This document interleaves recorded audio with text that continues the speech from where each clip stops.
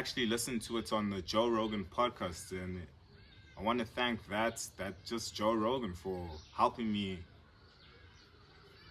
find this.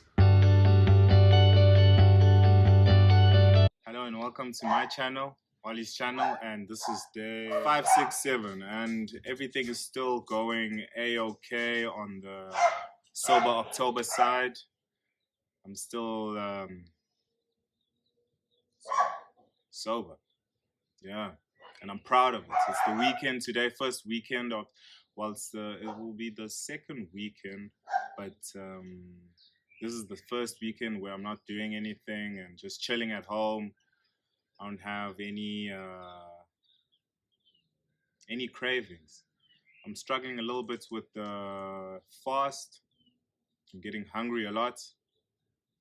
I see food everywhere, and billboards, and I don't know, just everywhere. I just can't stop. My eyes just can't stop looking at food.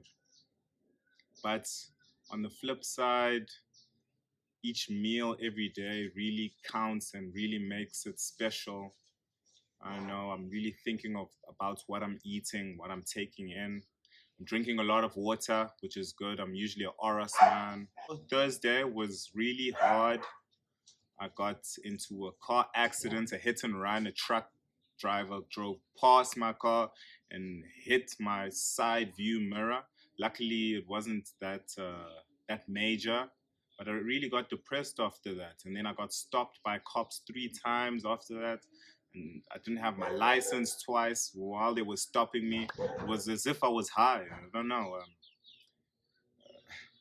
Although the cops thought I was kind of a stupid guy, sometimes it's good to act stupid in front of people. It gets you out of trouble. They're just like, oh, this guy's stupid, so let him go. But yeah, um, I would say I had a encounter with God. Yes, my friend once was telling me that, God speaks to people in different ways, and I think he spoke to me in music. He spoke to me in a Christian song, and it was fantastic. I don't know if that was the fast that made me notice that thing, but it was magical. Yesterday, I actually had somewhat of a date that canceled on me, but that's how these things go, and you live and you learn. I went to youth and young adults, which was pretty nice. They spoke about things that I think I was struggling with. Don't look into the future too much. Live day by day because the future is not guaranteed. And today it was just hard work at the office. I inhaled so much wood dust, and my lungs are kind of a little bit. It's hard to breathe, and I don't know how that's going to affect my training and running and swimming, but hopefully I can get that out of my system. Yeah, I should start really wearing a mask. It's really important to wear a mask. Safety first. With the stress of the day that you spoke about, where an accident happened, and with police and all of that, did you feel the urge to smoke, to drink? Did you even think about it? No, I didn't think about drinking or smoking. Mostly, I just wanted the day to be over. When you're having a bad day, it feels like what do they call these snow? It's like a snowball effect. It just keeps on rolling and rolling and getting bigger and bigger and bigger. And yeah, so I mean, and it's not cheap to fix a side mirror. I think it cost 250 rand, which wasn't out of my pockets, and that's crazy. It was out of my boss's pockets, and I don't like making people pay for things that I've done. The truck hit and ran. It was on the highway, so I couldn't chase after that truck. I think once you think of it more, you're like, oh, at least it wasn't as bad as it could be because it was a work car and we only have one work car. So if I finish that work car, I'll probably be out of a job and I'll probably need to post more videos because I'll probably be working for YouTube. Now, when you look back on how you behaved before Sober October, how do you think you might have reacted to such a stressful situation before that? I think I would have, as I said, it was Sober October. The lucky thing is that it was Sober October actually, because I wasn't high, and my boss knows that Ollie likes to get high. So he probably would have blamed it on the highness. But since I told him I'm doing Sober October, he couldn't blame it on those things. He was just like, oh, fuck it, you know? And it was just me there. And I probably would have blamed it on the highness. I would have been paranoid to even say. And something I learned from working with other people, you should always tell your mistakes as soon as you make them. Because if you wait for it, it becomes a big issue where if I just pitched up there and the mirror was gone, it's better to tell somebody as soon as something happens, like, oh, I broke these dishes, I don't know, if you work, you'll know it. You just make sometimes you can make the situation more worse, like just by not speaking about it. If I just like try to fix it my own way, or that paranoia that weed would have given me probably paranoia, like, oh, try and fix it or do something stupid, instead of owning up to it. So maybe I wouldn't have owned up to it. I would have tried to fix it before, or maybe the car accident would have been worse. You can't think about these things. You'll go into a spin, you know.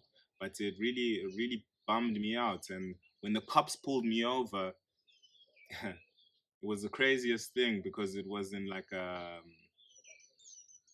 it was one of these off-ramping kind of things. Off-ramping. I was off-ramping out of a highway. I was actually lost. And so I on-ramped onto this highway, and the cop stopped me, right? And the cop spoke to me, and he was like, "You little kid, what happened to your mirror? The license disc is expired, but is expired only by a month. So because the license disc is only expired has only expired for a month, you have that grace period where they allow you to have expired license discs for a month while you kind of getting it renewed. And I just renewed it that same day. I don't know when they're gonna phone me to give me the new one, but hopefully it's coming soon. And so the police officer is asking me, "Hey man, so what the hell's going on? Give me your license." And I didn't have my license. I left my license at work. So I was like, "Oh shit, I don't have my license." And he was just like, "Hey man, I'm gonna have to take you to jail. Talk to me." I was like, "Oh, I wish I could talk to you, but I don't have my wallet. I don't have my license." He's like, "How are you driving without a license?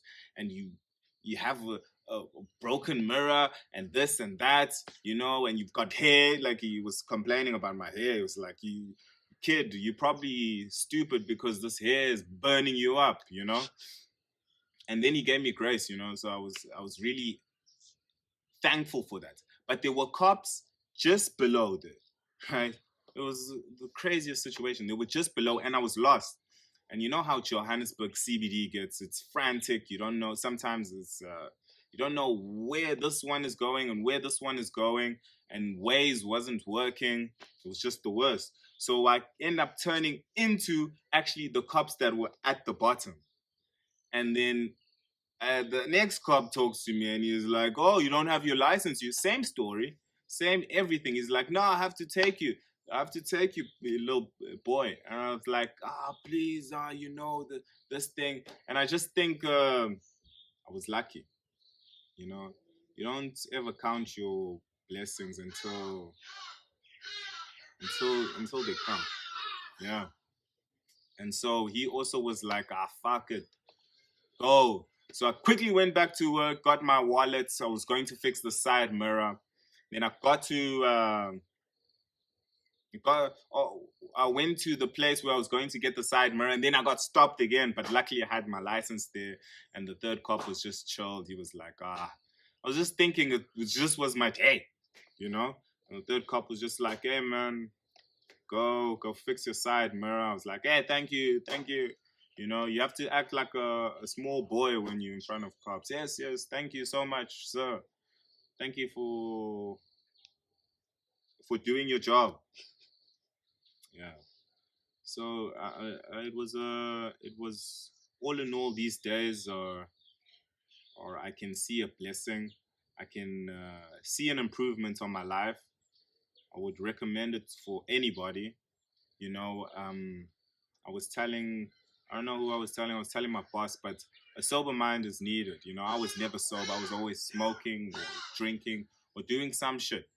And I'll go into more detail in more videos about past activities, but this Sober October has really given me something to think about. And I want to thank just, actually listened to it on the Joe Rogan podcast, and I want to thank that just Joe Rogan for helping me find this. You know, it's not it's crazy what what these things can do for you. You know, what the internet can do for you. Thank you, and don't forget to like, subscribe, and comment below.